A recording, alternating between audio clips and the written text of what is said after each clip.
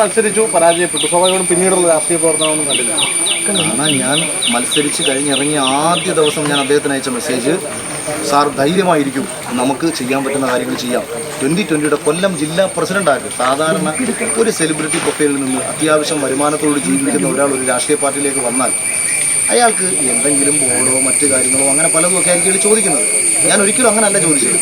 2020 പോലത്തെ സംഘടന ഒന്നുമില്ലാത്ത കൊല്ലം ജില്ലയിൽ പോലും ഇവർക്ക് ആളില്ല. ആ ആളില്ലാത്ത സ്ഥലത്ത് ജില്ലാ പ്രസിഡന്റാക്കി എന്നെ വെച്ചാൽ ഞാൻ അവിടെ രാഷ്ട്രീയ പ്രവർത്തനം നടത്താമെന്നാണ് പറഞ്ഞത്. മറുപടി ഇട്ടിട്ടില്ല. ഈ വീട് വെച്ച് കൊടുക്കുന്ന കാര്യം ഞാൻ പറഞ്ഞു, നല്ല കാര്യമാകില്ലേ എന്ന മറുപടി ഇട്ടിട്ടില്ല. പ്രവർത്തനത്തിൽ ഒരു കിഡ്നി ഫെയിലിയറായ ഒരു പയ്യനുണ്ട്, നമ്മളെ കൂടെ തെരഞ്ഞെടുപ്പ് പ്രവർത്തനത്തിൽ വന്ന കിഡ്നി ഫെയിലിയറായ ഒരു പയ്യൻ്റെ കാര്യം ഞാൻ മെസ്സേജ് അയച്ചു, ഒരു മറുപടിയില്ല.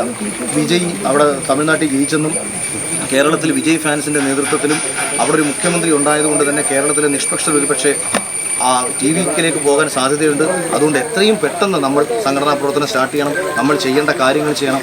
ഒരു മീറ്റിംഗ് നടത്തിയിട്ടില്ല. ഇടയ്ക്കെന്തോ ഒരു സൂം മീറ്റിംഗ് അങ്ങോട്ട് നടത്തി സ്ഥാനാർത്ഥികളിൽ. സൂം മീറ്റിംഗ് നടത്തുമ്പോൾ സാബു ജേക്കബ് വരത്തില്ല.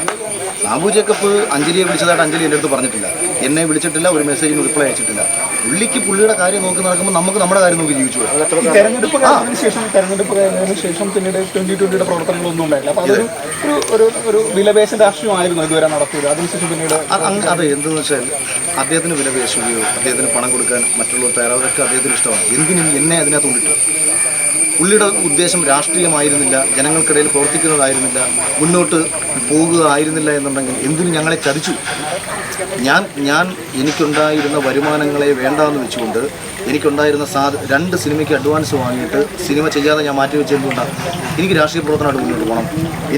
ഞാൻ ഈവൻ ഏഷ്യാനെറ്റിൽ പോലും ഞാൻ ചില എതിരഭിപ്രായങ്ങൾ പറഞ്ഞിട്ടുണ്ട്. അപ്പോൾ അവർ പറഞ്ഞു അഖിൽ നമ്മുടെ വിന്നറായിരുന്നു, ഞങ്ങൾക്ക് എന്തെല്ലാം കാര്യങ്ങൾ അഖിലിനെ ഉപയോഗിക്കാമായിരുന്നു. പക്ഷേ അഖിൽ എന്താണ് ഞങ്ങളുടെ ഇങ്ങനെ സംസാരം. അപ്പോൾ ഞാൻ പറഞ്ഞു, സാർ ഒന്നും കൊണ്ടല്ല, എനിക്ക് രാഷ്ട്രീയ പ്രവർത്തനമായിട്ട് മുന്നോട്ട് പോകണം. അപ്പോൾ ഞാൻ എന്തിനാണ് ചാനലിനെ സൂചിപ്പിച്ച് നിൽക്കുന്നത്? ഇങ്ങനെയൊക്കെ പറഞ്ഞിട്ടുള്ള ഒരാളാണ് ഞാൻ. കാരണം എൻ്റെ ലക്ഷ്യം ജനങ്ങൾക്കിടയിൽ പ്രവർത്തിക്കണമെന്നുള്ളതായിരുന്നു. പക്ഷേ അതിനൊരു അവസരം നൽകുന്ന വ്യാജേന നമ്മളെ വിളിച്ചുകൊണ്ട് വന്നിട്ട് ഈ 2.5 മാസമായിട്ടോ, നിങ്ങൾ ആലോചിച്ച് നോക്കൂ, ഈ 2.5 മാസമായിട്ട് സംസ്ഥാന സർക്കാരിനെതിരെ എന്തെല്ലാം പ്രശ്നങ്ങളുണ്ട്. ഒരഭിപ്രായം സാബു ജേക്കബ് പറഞ്ഞത് കേന്ദ്രവുമായി ബന്ധപ്പെട്ട് ആളിക്കത്തിയ പ്രക്ഷോഭം ഡൽഹി നടന്നു. ഒരു അഭിപ്രായം പറഞ്ഞതാണ്. എനിക്ക് പറയാവുന്ന അഭിപ്രായം ഞാൻ അവിടെ പറഞ്ഞു, അതെല്ലാം വ്യക്തിപരമായിട്ട് പറഞ്ഞതാണ്. അത് ഞാൻ പറയുള്ളൂ.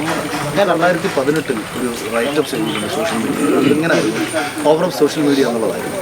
അതായത് വളർന്നു വരുന്ന യുവാക്കളുടെ ശബ്ദം ഭരണാധികാരികളെ കൊണ്ട് മാറി ചിന്തിപ്പിക്കാനുള്ള ഒരു അവസരം ഈ ഭാവിയിൽ ഉണ്ടാക്കും. അത് അന്ന് ശ്രീജിത്ത് തിരുവനന്തപുരത്ത് ഒരു സമരം ചെയ്ത സമയത്ത് എഴുതിയതാണ്. ഏറെക്കുറെ ഈ അടുത്ത സമയത്തൊക്കെ നടന്നുകൊണ്ടിരിക്കുന്ന അതൊക്കെ തന്നെയാണ്.